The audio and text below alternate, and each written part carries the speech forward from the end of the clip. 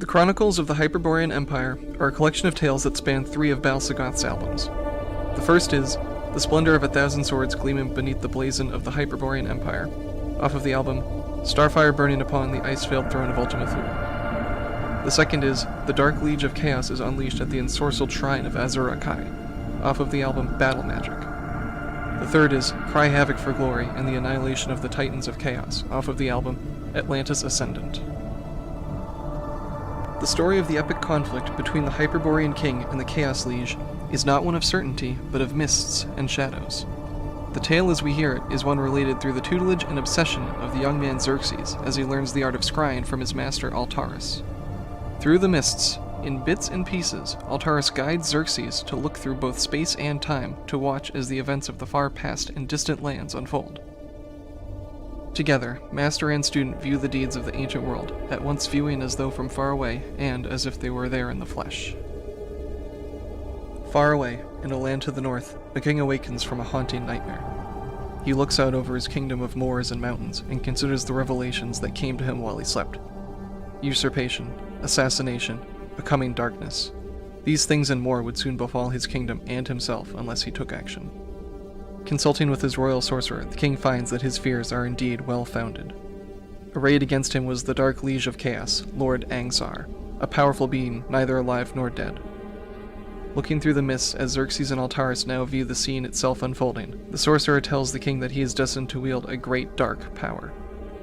He gives the king one of the fabled Crystals of Mara, an artifact pillaged from Atlantean mages long ago. With his armies he rode out to the mountains of the dead, but alone he ventured into the cave that gaped from atop the highest peak.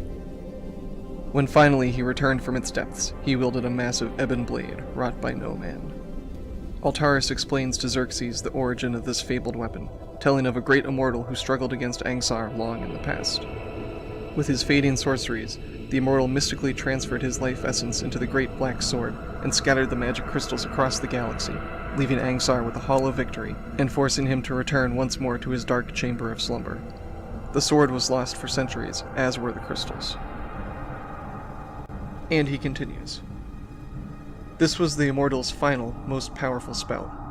Upon the reawakening of Angzar, the sorcerer's energies and undying life force encased within the blade would be transferred to its wielder. I, the one who discovered the Shadow Sword, would be imbued with the power of the immortal, and by the art of elder spellcraft, he would do battle with his ancient nemesis once more.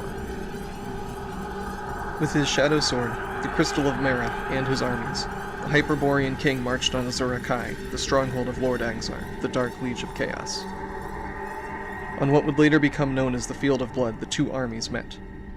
The king brought his legions down upon the masses of undead and shadow warriors. For each Hyperborean that fell, many more shades met a grisly end, but it was only enough to bring the forces of darkness to a standstill. Then, as the battle seemed hardly won, Angzar's true plan was set into motion. Calling upon his archwraith, Angzar stole the Crystal of Mara from the king and spirited the artifact back to his domain. Altarus explains Angzar's desire for the crystal. The shrine would act as a portal, a gateway opened by the power of the crystal, a yawning aperture in the dimensional barrier through which Angzar could escape the incarceration of his citadel at last. But this was only the beginning of Angzar's plans. Using his dark magic, Angzar had sown seeds of control into the minds of the Hyperborean court. With the king gone, Angzar would assume control of the lands and make it the seat of his own dark imperium. And so, with crystal key in hand, Angzar broke the shackles that held him in the shrine of A'Zura-Kai and joined his forces on the field, calling even more from the outer darkness. As the forces of Hyperborea began to dwindle, the voice of the immortal rang in the king's mind. To utterly destroy the Dark Leige of Chaos, you must join your essence with mine. We must fuse our life forces and become one, so that my full power may be unleashed against Angzar once more. Though the cost was his life itself, the king accepted the bargain with grim determination. Uttering the spell the sword had taught him, he merged with it to become an incarnation of Angzar's nemesis, the immortal warrior, who had come so close to defeating the Dark Leige many thousands of years ago.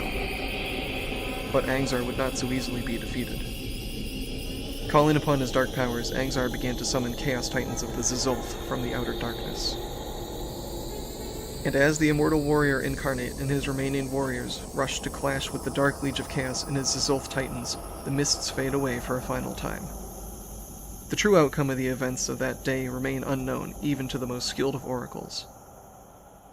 And with his training under Master Altarus at an end, Xerxes swears to one day unravel the mysteries that surround the conclusion of that great battle, but if indeed he ever does, is itself a mystery that we do not have the answers to.